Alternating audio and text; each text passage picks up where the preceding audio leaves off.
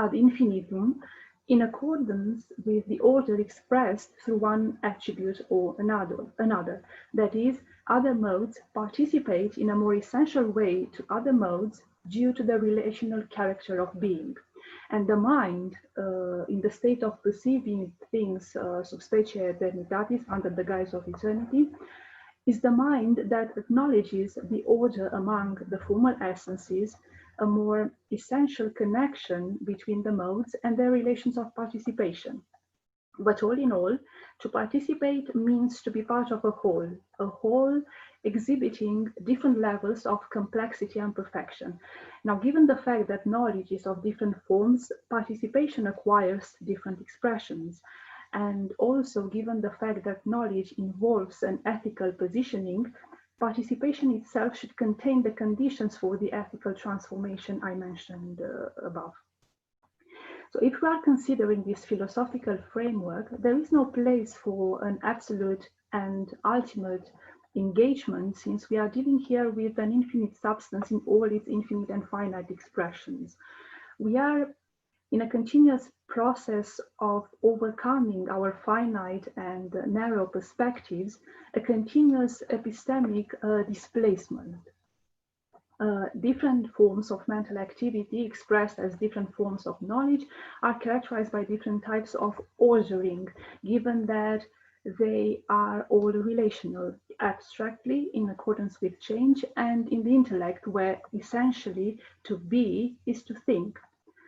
That is why the continuous epistemic displacement could have visible manifestations. So although participation in this context is not identified with the types of political or social engagements, the latter could represent consequences of its different forms. So what do we perceive as being common? Our strive to find food, to adhere to a political ideology, to a particular set of beliefs, to find ourselves fighting for some ideas, to being affected by disease, by a virus, to be the object of discrimination. Of course, before each of these identifications, we could consider ourselves as simple individuals, and we define ourselves through the elements of a certain time, space, gender, culture, the values of a community, etc. We participate to different forms of identity, and as such, we are all of them, but at another level, we are neither. We are, as long as we are alive, always in the possibility of assuming one or another.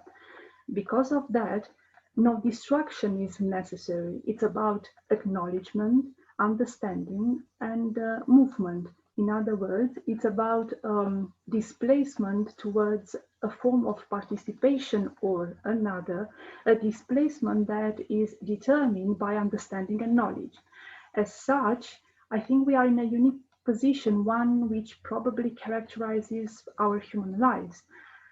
I tend to see this epistemic process as a kind of liminal experience, since it expresses, it escapes actually any attempt of definitive description, but it is still characterized by completion.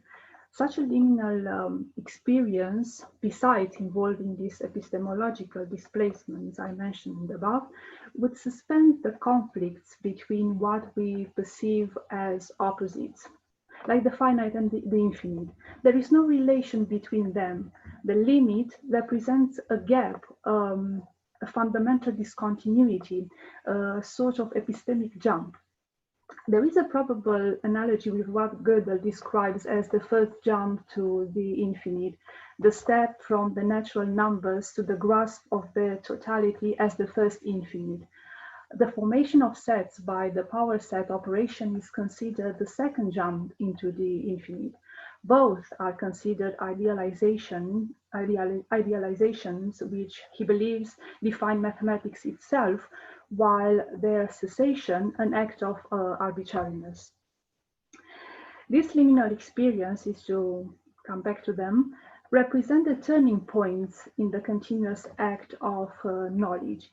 And they also operate substitutions. They enable the connection among